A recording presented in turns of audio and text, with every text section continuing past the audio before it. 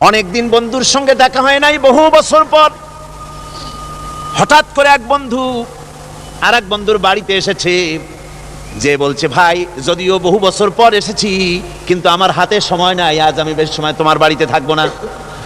ওই বাড়িওয়ালা বন্ধু বলে, বন্ধু যতই ব্যস্ততা তুমি দেখাও না কেন, আজকে যখন তোমার একবার পাইছি আমি তোমাকে ছাড়বো না। এই হলো একটা ছাড়বো না। আর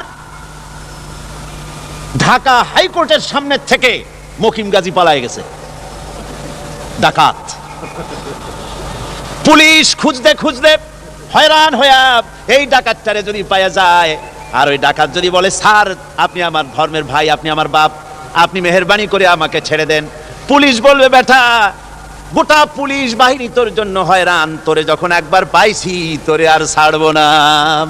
তাহলে বন্ধুর ছাড়বো না আর পুলিশের ছাড়বো না এক জিনিস, এক জিনিস।